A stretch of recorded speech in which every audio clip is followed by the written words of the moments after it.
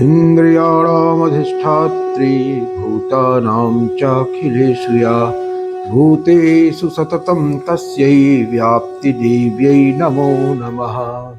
चितिरूपस्वरूपेण चितिरूपेण या कृत्स्नम् एतद्व्याप्य स्थिता जगत् नमस्तस्यै नमस्तस्यै नमस्तस्यै नमो नमः।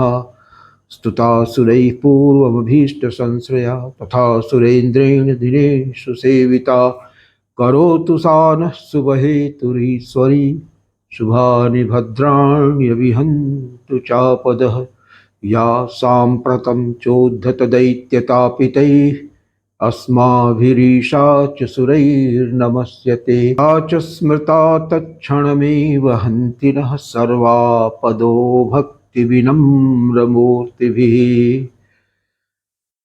ओम नमः श्री गुरवे शिवाय। ओम नमः श्री परदेवताय। So friends, Vande Mataram.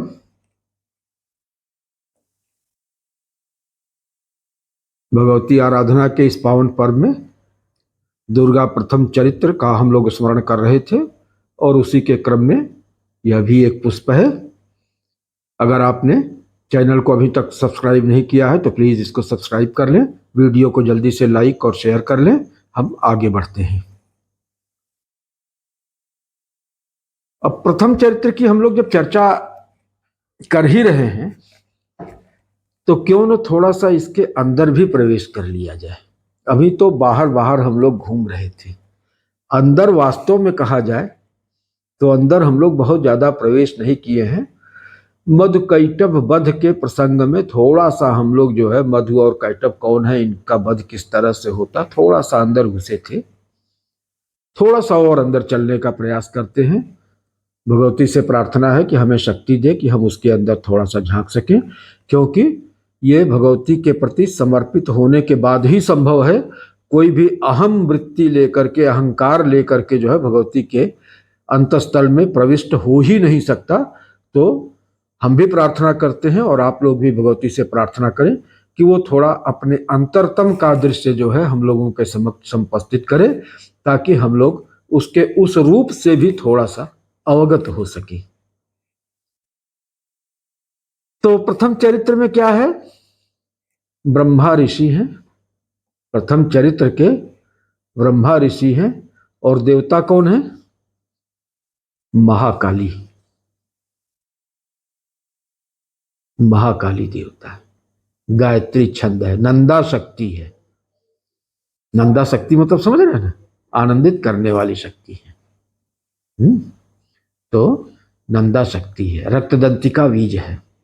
बड़ा आनंददायक, मतलब एक एक चीज में बड़ा गूढ़ संकेत छुपा हुआ है, लेकिन हम बहुत गहराई में भी नहीं जाएंगे।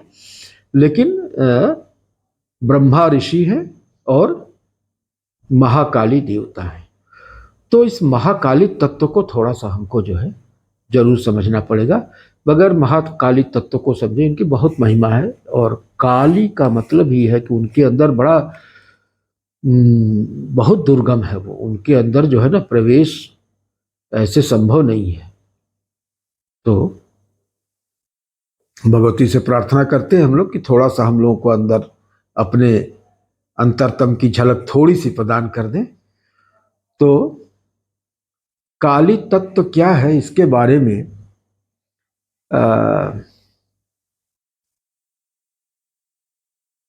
बहुत उद्भट साधक और विद्वान दार्शनिक तांत्रिक माने वर्सेटाइल थे, आचार्य अभिनव गुप्त। तो उन्होंने एक श्लोक दिया है, बहुत छोटा सा श्लोक है। विशेषताएं उसमें काली की दी गई है, 7 विशेषताएं हैं। क्या है वो, क्षेपो ज्ञानम च संख्यानम गतिर्नाद इति क्रमात्। क्षेपो ज्ञानम च संख्यानम गतिर्नाद, 5 तो ये हो गए, क्षेप, ज्ञान, संख्यान, गति और नाद। और उसके बाद कलनाम कुर्वती काली, कलना ये छठा हो गया, कलनाम कुर्वती काली, और कर्षिणीत्यभिधीयते, कर्षिणी भी उनको कहते हैं। तो ये 7 उनका एक तरह से व्यापार कहिए, ये व्यापार है। 7 व्यापार बहुत ही गहन है, बहुत ही व्यापक है, और इसमें एक एक की व्याख्या में जो है ना, हमारे जैसे लोगों का तो जन्म बीत जाएगा फिर भी पता नहीं हो पाएगा कि नहीं हो पाएगा।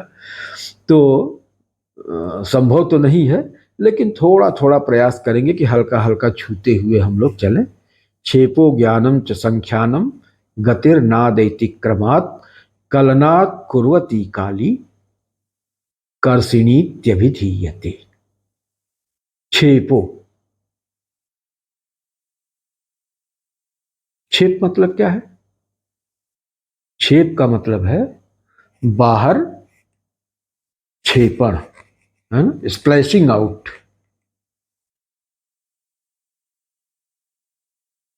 थ्रस्टिंग आउट, धक्का देके बाहर की तरफ कर देना, है ना।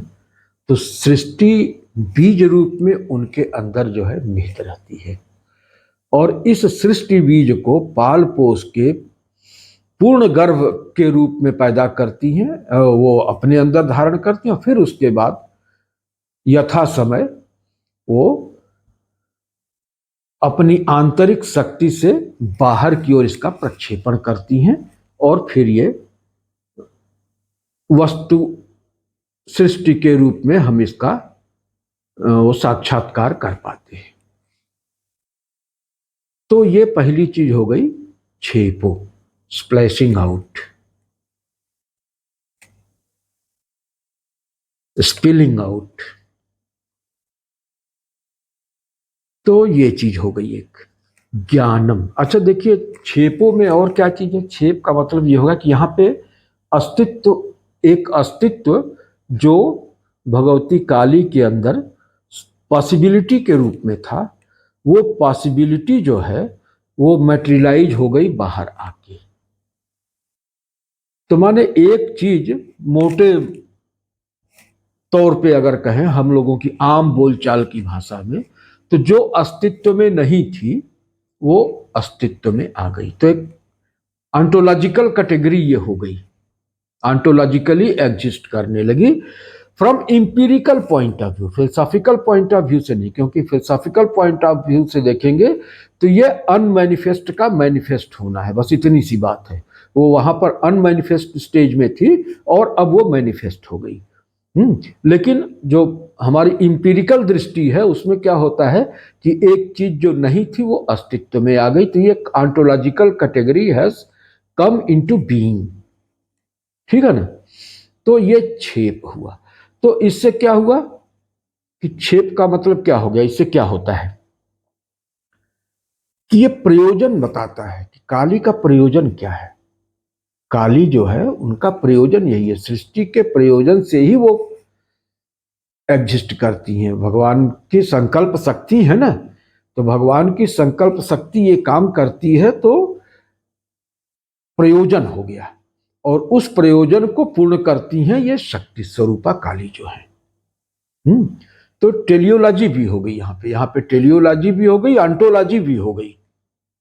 तो ऑन्टोलॉजिकल कैटेगरी और टेलियोलॉजिकल कैटेगरी हो गई ये क्षेप। अब क्षेप के बाद ज्ञानम। ज्ञान क्या होता है भाई?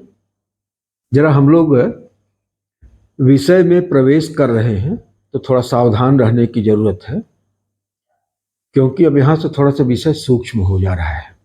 अभी तक तो जो कथानक का भाग था थोड़ा बहुत उसमें दार्शनिक या आध्यात्मिक रहस्य था, लेकिन अब यहां से जब हम लोग आगे बढ़ रहे हैं तो ज्ञानम का मतलब ये होता है कि ज्ञान कब होता है? जब ज्ञान के लिए कोई ज्ञेय वस्तु आएगी तब तो होगा।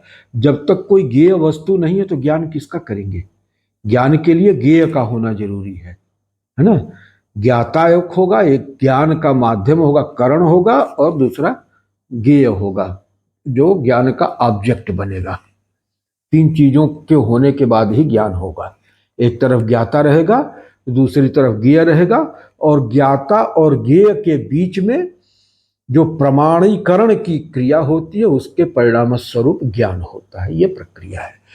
तो जब एकैवाहम जगत्यत्र द्वितीया का ममा परा, तो किसका ज्ञान करना है? कोई ज्ञान नहीं हो सकता। तो ज्ञान जो है वो भेद ज्ञान से संबंधित है। पहले भेद की सृष्टि करेंगे, जब तक भेद की सृष्टि नहीं होगी तब तक जो है ज्ञान संभव नहीं है। माइंड के मॉडिफिकेशंस, विचार होते हैं ना, विचार क्या है? जो चेतना है, बोध है, बोध के अंदर जो वृत्तियां उठती हैं वही तो विचार हैं। और वो वृत्तियां ही ज्ञान स्वरूप होती हैं, क्योंकि उनमें किन्हीं भावनाओं का, किसी मनोदशाओं का, किन्हीं वस्तुओं का, किन्हीं परिस्थितियों का, किसी काल का, किसी देश का बोध होता है, ज्ञान होता है। तो माने जब तक हम लोग एब्सोल्यूट को टुकड़े टुकड़े में नहीं करेंगे तब तक जो है ज्ञान होना संभव नहीं है। एब्सोल्यूट में ज्ञान नाम की कोई चीज हो नहीं सकती, उसमें विचार, वो तो अखंड ज्ञान है ना, ज्ञान राशि, वो मेंटल मॉडिफिकेशन से, यहाँ पे ज्ञान का मतलब मेंटल मॉडिफिकेशन से है। और mental modifications of the mind जो है थॉट, विचार, वो तभी होगा जबकि उसमें जो है निरंश में शांतता पैदा होगी। जब तक शांतता नहीं होगी तब तक ज्ञान संभव नहीं है। तो ज्ञान के लिए काली जो है, वो काली का मतलब ये भी होता है कि भेद करती है, छोटे छोटे टुकड़े मारती, जैसे एक अनंत आकाश है। इसको ऐसे समझा जाए, ये एक अनंत आकाश है। तो अब अनंत आकाश का आप क्या कर सकते हैं? जब तक वो अनंत है तब तक उसमें कुछ नहीं कर सकते हैं। उसको टुकड़ों में बांटते हैं, उसको घर बना दिया, तो थोड़ा सा आकाश को जो है हमने घेर दिया, तो एक कमरा बना दिया। तो अब उस कमरे के अंदर जो आकाश है वो बहुत उपयोगी होगा। वो हमको धूप से भी बचाएगा, वो हमको बारिश से भी बचाएगा, वो हमको चोरों से भी बचाएगा, वो हमें बाहरी आक्रमणकारियों से भी बचाएगा, है ना। तो इस आकाश की उपयोगिता कब हुई? जब हमने उस अखंड आकाश में से एक टुकड़ा अलग कर दिया, माने एक भेद की सृष्टि कर दिया। जब तक हम भेद की सृष्टि नहीं करेंगे, भेद की सृष्टि के साथ हमको बोध होने लगा कि हाँ भाई ये कमरा है, ये अलमारी है, ये दरवाजा है, ये खिड़की है, यहाँ पे पलंग है, यहाँ टेबल है, यहाँ चेयर है, वहाँ सोफा है। सबकी एक मतलब टाइम और स्पेस में एक स्पेसिफाइड लोकेशन हो गई। तो आप अक्षांश देशांतर से तब उसको कर देते हैं कि हाँ इतना अक्षांश इतना देशांतर पर ये चीज है। तो जब आप डिवाइड किए तभी तो, नहीं तो बोध कैसे होगा? तो टाइम एंड स्पेस को डिवाइड करने का काम, तो ये भी जो है वो काली का काम है। तो छेपो ज्ञानम, तभी ज्ञान होता है, तभी उसका उपयोग होता है। छेपो ज्ञानम च संख्यानम। संख्यानम का मतलब क्या हुआ? मेट्रिफिकेशन। मेट्रिफिकेशन कब होता है? किसी अपने वीडियो में भगवती की चर्चा करते समय श्री विद्या सरणी में जो है हमने मूल स्पंद की चर्चा किया था कि जो मूल स्पंद है, मूल स्पंद क्या? संकल्प के अंदर ही वो जो क्रिया शक्ति है वो संकल्पानुरूप रूपाकृति धारण करने के लिए चेष्टा करती है। और ये चेष्टा ही जो है वो पल्सेशन है। जो पल्सेशन होता है ना हमारे आपके अंदर, वो उस संकल्प शक्ति के अंदर ही चेष्टा है संकल्पानुरूप अपने आप को रूपाकृति प्रदान करने की। तो जब ये यहां से स्पंद शुरू हुआ तो स्पंद की गणना भी हो सकती है, स्पंद के प्रकार भी हो सकती है, उन अलग अलग प्रकारों की अलग अलग कैटेगरी के रूप में गणना हो सकती है ना। और उन सारे स्पंदों के प्रकार के हिसाब से उनकी अलग अलग परिणति होती है, अलग अलग वस्तु रूपता को ग्रहण करते हैं, अलग अलग मात्रिकाओं का सृजन होता है। क्योंकि उस समय प्रकाश है, प्रकाश के अंदर ये वाइब्रेशन हो रहा है, पल्सेशन हो रहा है।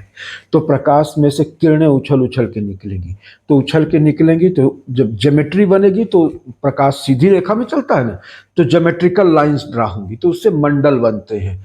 जो आप देखते हैं कि ये लक्ष्मी का यंत्र है, तो ये जो है वो माँ तारा का है, तो ये माँ बंगला मुखी का है, तो ये उनका है, तो ये बजरंग बली का है, तो ये विष्णु भगवान का है। तो अलग अलग आकृतियां उसमें बनाई जाती हैं। तो बिंदु जब गतिशील होता है इसी स्पंदशीलता के चलते, तो रेखा के रूप में चलेगा, और रेखाएं जो है कई दिशाओं से निकलेंगी, क्योंकि बिंदु में तो 360 डिग्री है ना, तो उतने एंगल से रेखाएं निकलेंगी, तो एक दूसरे को ओवरलैप करेंगी, काटेंगी, सब कुछ करेंगी। तो इस तरह से जो है वो मंडल की सृष्टि है। फिर वर्तुलाकार उसमें जो चलती है, तो वो ओवरलैपिंग उसमें होती है। ओवरलैपिंग करने से फिर आकृतियां बनती हैं। तो वहीं से लक्ष्मी की आकृति हो गई, सरस्वती की आकृति हो गई, काली की हो गई, ब्रह्मा विष्णु रुद्र की हो गई, सूर्य की हो गई। इसमें जितने तरह की शक्तियां हैं, जितने तरह के देवी देवता है, वो सब होते हैं। तो ये चेतना के स्तर में संकल्प के अनुरूप जो चेष्टा होती है, उस चेष्टाओं के परिणाम स्वरूप जो उनमें कमोशन होता है, गति होती है, और उनके फलस्वरूप प्रकाश में जो रश्मियां विकीर्ण होती हैं, उनसे मंडल बना, मंडल से देवी देवताओं की आकृतियां बनी। उसके बाद उन्हीं प्रकाश के कणों में जब आपस में परिवर्तन, वो इंटरेक्शन होता है, तो केमिकल चेंजेज आते हैं, वहां से अल्केमी चलती है। पहले फिजिक्स थी, उसके बाद केमिस्ट्री आ गई, अल्केमी चलेगी। तो जब अल्केमी चलती है, तो उसके बाद फिर जल और क्षिति का जो है वो आविर्भाव होता है, ठोस पदार्थों का आविर्भाव होता है अल्केमी के बाद। तो ये पंचीकृत पंच महाभूतों की सृष्टि होती है। और जब पंचीकृत पंच महाभूतों की सृष्टि हो गई, तो जो प्रकाशात्मक संरचना थी वो इसके अंदर अनुप्रविष्ट होकर इसको अनुप्राणित करती है, तब जाके जो है वो सृष्टि का विकास होता है। तो ये भगवती काली का ही मतलब प्रभाव होता है। तो क्योंकि पहली शक्ति जैसे 10 महाविद्या में देखते हो, तो पहले नंबर पे जो है काली ही आती। काली का मतलब कि अव्यक्त अवस्था है। अव्यक्त अवस्था से ही सब कुछ व्यक्त होता है। तो सबसे पहले काली है, सबसे अंत में काली है, क्योंकि जब सबको लील जाएंगे तब भी काली हो गई। और व्यक्त भी उसी स्थिति से होगी, जहां से भाई उदय होगा वहीं से जो है विलय होगा, जहां विलय होगा वहीं से उदय होगा। तो इस तरह से काली के ही गर्भ में सब कुछ समाहित है, और काली से ही सारी सृष्टि होती है। और इसीलिए काली क्रम कहते हैं। काली क्रम का मतलब कि जो भी पंचदशी की 5 कलाएं हैं, वो काली का ही विभिन्न क्रम है। तो पंचदशी के भी मामले में और 10 महाविद्या के भी में आप देखेंगे, तो वहां पर भी काली का ही सब क्रमिक जो है वो विकास है। तो ये क्रम काली, इसी काली क्रम इसी को कहते हैं। तो यही से संख्यानम, संख्या की भी गणना होगी। तो छेपो ज्ञानम च संख्यानम, और उसके बाद फिर क्या कहा, छेपो ज्ञानम च संख्यानम गतिर नाद इति क्रमात्। गति के बारे में बता ही दिया कि सारी गति वहीं से प्रादुर्भूत होती है, क्योंकि परमेश्वरी इच्छा है। और परमेश्वरी इच्छा चूंकि परमेश्वर के मन में हुआ कि एक को हम बहुश्यामी, तो उस इच्छानुरूप उन्होंने चेष्टा शुरू कर दिया, और उस चेष्टा के परिणाम स्वरूप उसी क्रम में सृष्टि का प्रादुर्भाव हुआ। तो यहां से जो है गति हो गई। और नाद, नाद ये भी बहुत ही गंभीर तत्व है।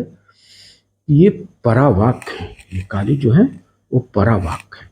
परावाक जो है ना, that is identical with the पराशक्ति। पराशक्ति का ही एक मतलब कि अविभाज्य मतलब वो है परावाक। जब भी कोई चीज व्यक्त होगी, तो व्यक्त होने में जो है वो नाम और रूप दोनों ही रहेगा। अगर नाम सिर्फ रहेगा तो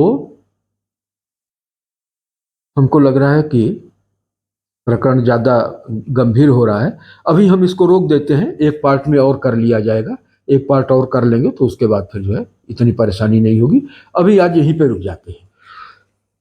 ओम पूर्णमदः पूर्णमिदं पूर्णात् पूर्णमुदच्यते पूर्णस्य पूर्णमादाय पूर्णमेवावशिष्यते।